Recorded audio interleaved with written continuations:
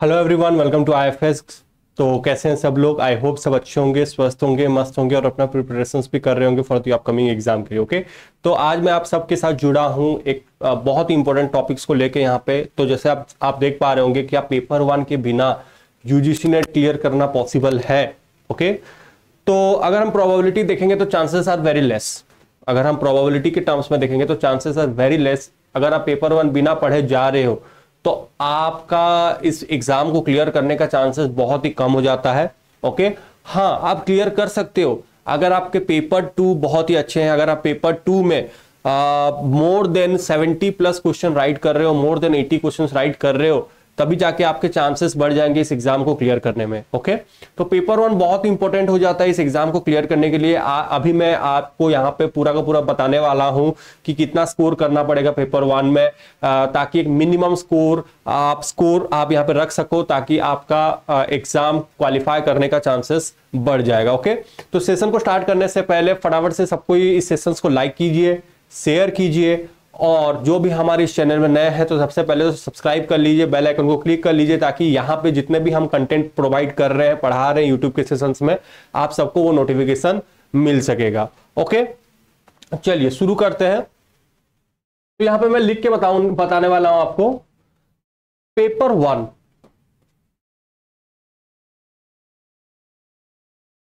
देखिए, paper one अभी के टाइम में जो पेपर पूछे जा रहे हैं, बहुत ही ज्यादा आपको कंसेप्चुअल क्वेश्चंस यहां से पूछे जा रहे हैं।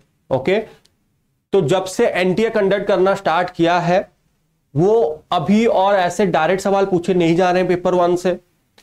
पेपर वन से वो बड़े बड़े क्वेश्चंस पूछ रहे हैं, बड़े बड़े क्वेश्चंस दिखा के आपको डरा रहे हैं, और कंसेप्चुअल बेसिस के ऊपर क्वेश्चंस पूछे जा रहे हैं। तो अगर एक बच्चे का कंसेप्चुअल क्लैरिटी नहीं है सही से, अगर उसने कंसेप्ट नहीं पढ़ा है, डायरेक्ट क्वेश्चन सॉल्व करके आया है एग्जाम में, तो उसके चांसेस बहुत ही कम हो जाते हैं।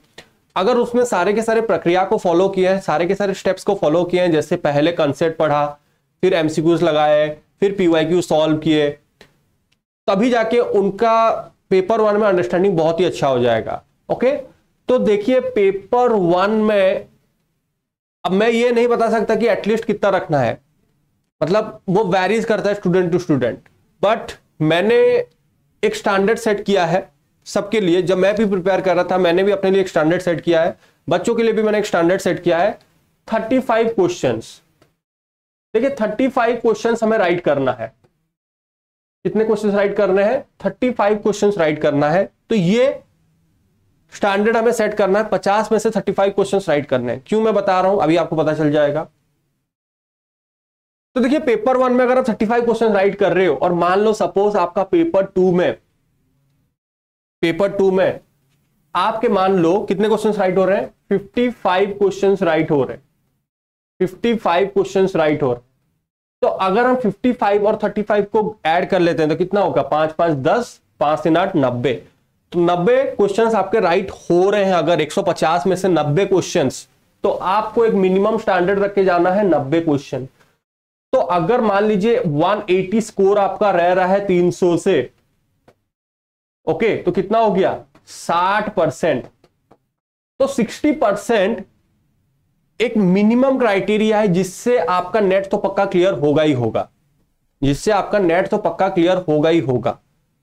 तो और आप जेआरएफ के बहुत नजदीक पहुंच जाओगे अगर आप थोड़ा सा भी इसमें इधर पेपर टू में थोड़ा सा अच्छा कर लो, या फिर पेपर वन में और 5 क्वेश्चन एक्स्ट्रा राइट कर लो, तो आपके चांसेस बहुत ही ज्यादा बढ़ जाएंगे इस एग्जाम को क्लियर करने में। एटलीस्ट आपका नेट तो क्लियर हो जाएगा। देखिए ये 60, अगर आप 90 क्वेश्चन राइट कर रहे हो ना 150 से, तो मैं गारंटी के साथ बता रहा हूं आपका यूजीसी नेट तो पक्का क्लियर होगा ही होगा।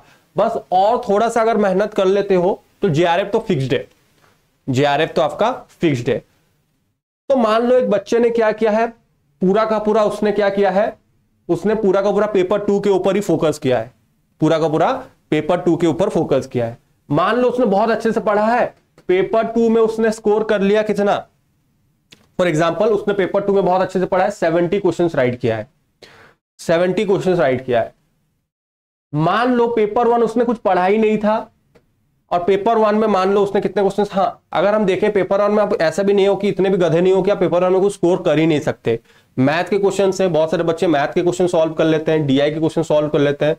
तो ऐसे हम पकड़ पकड़ के अगर चलेंगे तो आप कितना क्वेश्चन राइट कर सकते हो, 20 क्वेश्चन तक राइट कर सकते हो 50 में से।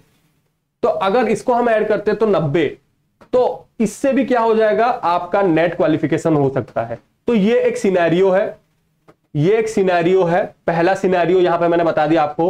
ये पहला सिनेरियो ये है कि मान लो आपका पेपर 1 नहीं आता आपको बिल्कुल, तो आपको अपना पेपर 2 बहुत स्ट्रांग बनाना पड़ेगा, इतना स्ट्रांग कि आपके 100 में से 70 प्लस क्वेश्चन राइट हो, तभी जाके आप नेट एग्जाम पक्का क्लियर कर लोगे। ये पहला सिनेरियो 1 हो गया, सिनेरियो 1 हो गया। अभी हम सिनेरियो 2 के बारे में आते हैं। अब सिनेरियो 2 में यह दिया है कि आप एक एवरेज स्टूडेंट हो। क्या है, आप एक एवरेज स्टूडेंट हो। तो मान लो आप पेपर 2 में मॉक टेस्ट दे रहे हो और आपको पता चल रहा है कि मेरे जो स्कोर है ना 50 क्वेश्चंस राइट कर पा रहा हूं मैं। कितने क्वेश्चंस राइट कर पा रहा हूं, आधे, 50 क्वेश्चन। तो अभी सिनेरियो क्या आ जाता है, सिनेरियो ये आता है कि पेपर 1 में आपको 40 क्वेश्चन राइट करने पड़ेंगे। कितने क्वेश्चन राइट करने पड़ेंगे, 40। तभी जाके आपके 90 क्वेश्चन राइट होंगे, 60% आएगा और आपका नेट तो पक्का क्लियर हो ही जाएगा। तो इसमें रोल किसका ज्यादा हो गया, इसमें ज्यादा रोल हो गया आपका पेपर 1 का। देखिए, जो अपने सब्जेक्ट स्पेसिफिक में एक्सेप्शनल स्टूडेंट है, जिन्होंने अपना पेपर 2 में बहुत ही अच्छे से फंडामेंटल क्लियर करके रखा है, बहुत अच्छे से उनको पेपर 2 आता है, उनके लिए पेपर 1 इतना ज्यादा इंपॉर्टेंट नहीं हो सकता है। बहुत सारे स्टूडेंट्स ऐसे भी हैं जो कि अपने पेपर 2 के दम से इस एग्जाम को क्लियर किए हैं। बट हम जैसे स्टूडेंट्स, एवरेज स्टूडेंट्स के लिए पेपर 1 बहुत इंपॉर्टेंट हो जाता है, क्योंकि पेपर 2 में जो होता है ना, बहुत ही कंसेप्चुअल क्वेश्चंस पूछे जा रहे हैं आजकल। अब चाह के भी आपके पास इतना समय नहीं है कि आप वहां पे 100 में से 70 क्वेश्चन राइट करो, क्योंकि बहुत सारे माइंड को वहां पे यूज करना होगा। बट आपके लिए एक ब्रह्मास्त्र यह है कि पेपर 1 है, और पेपर 1 में जो होते हैं ना, यहां से सारे के मतलब ऑलमोस्ट बहुत सारे कंसेप्ट जो होते हैं ना, पीवाईक्यू से रिपीट होते हैं। आपको कुछ नहीं करना है। पीवाईक्यू 2019 से, जब से एनटीए कंडक्ट कर रहा है अब तक के, अगर 2019 से 2023 के भी अगर आप अच्छे से पीवाईक्यू को सॉल्व कर रहे हो, सॉल्व करना मतलब ऐसा नहीं कि आंसर इसका ये होगा, इसका आंसर ये होगा, इसका आंसर ये होगा, ये नहीं। सॉल्व कर रहे हो मतलब एक एक बीट को अच्छे से समझ रहे हो, एक एक ऑप्शन को, सारे के सारे ऑप्शंस, ऑप्शन ए को भी समझ रहे हो, ऑप्शन बी को भी समझ रहे हो, सी को भी समझ रहे हो, डी को भी समझ रहे हो। मतलब बहुत ही अच्छे से ढूंढ रहे हो, समझ रहे हो कि ना, बहुत ही अच्छे से एनालिसिस कर रहे हो। तो अगर आपने इतना भी कर दिया ना, तो मैं गारंटी के साथ बता रहा हूं 40 प्लस तो आप स्कोर कर लोगे। मतलब स्कोर मतलब 40 प्लस, मेरे यहां पे मैं क्वेश्चंस बता रहा हूं, मैं मार्क्स नहीं बता रहा हूं, क्वेश्चंस बता रहा हूं। तो 40 प्लस क्वेश्चन तो आप आराम से राइट कर लोगे। ओके, समझ आ रहा है? तो यही होता है। तो मेरा मानो कि तो पेपर 1 को भी आपको बहुत ही ज्यादा इंपॉर्टेंस देना पड़ेगा। तो पेपर 1 में वही है, हम एवरेज स्टूडेंट्स के लिए यहां पे मैं 35 लिख रहा हूं, और पेपर 2 के लिए 50 to 60 तक आपको लेके जाना पड़ेगा। ओके, तो अगर आप मॉक टेस्ट दे रहे हो, आपको पता चल जाएगा ना, आप प्रिपरेशंस के टाइम में ही आपको पता चल जाएगा कि मेरा पेपर 2 में मैं कितना स्कोर कर पा रहा हूं। तो पेपर 2 में आपको जानने के लिए ना, अभी से आप मॉक टेस्ट देना स्टार्ट कर दो, अभी से मॉक टेस्ट देना स्टार्ट कर दो। तो मॉक टेस्ट देने के फायदे यह है कि आपको पता चल जाएगा कि आप कितने स्कोर कर पा रहे हो, कितने स्कोर कर पा रहे हो, कौन सा यूनिट है जो कि आपको उसके ऊपर ज्यादा काम करना है, कहां पे आपके क्वेश्चंस गलत हो रहे हैं, पेपर 1 में आप कितना स्कोर कर रहे हो। तो ये चीज आपको पता चल जाएगा। समझ आ रहा है? तो ये चीज आपको समझ आ जाएगा। तो कोशिश कीजिए 60 कितने क्वेश्चंस राइट करने के, 90 क्वेश्चंस राइट करने का कोशिश कीजिए। 90 क्वेश्चंस अगर आपके राइट हो रहे हैं तो बहुत ही ज्यादा चांसेस, मतलब नेट तो क्लियर हो ही जाएगा, गारंटी के साथ नेट क्लियर हो जाएगा।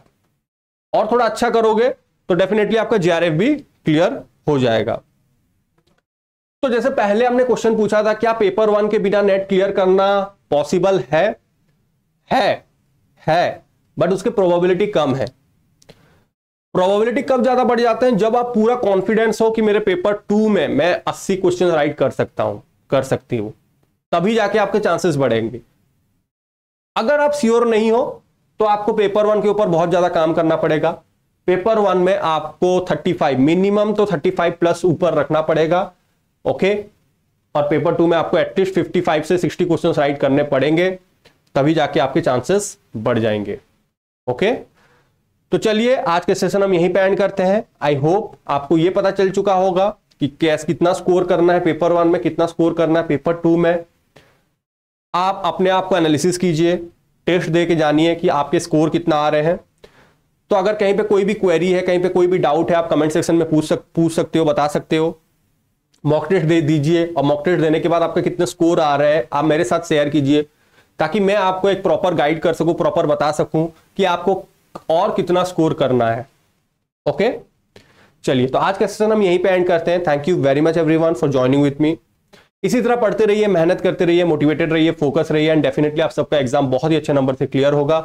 बस कंसिस्टेंसी बनाए रखिए, पेशेंस रखिए, हार्ड वर्क करते रहिए एंड डेफिनेटली आपका यूजीसी नेट और सेट। और एक चीज मैं बता देना चाहता हूं, ये सेट एग्जाम के लिए भी हेल्पफुल है। यहां पे जो मैंने पेपर 1 और पेपर 2 के बारे में बात किया, ये यूजीसी नेट के साथ साथ आप जो भी सेट एग्जाम के लिए प्रिपेयर कर रहे हो, दोनों के लिए ही हेल्पफुल है। ओके, चलिए thank you very much everyone and happy learning to all of you.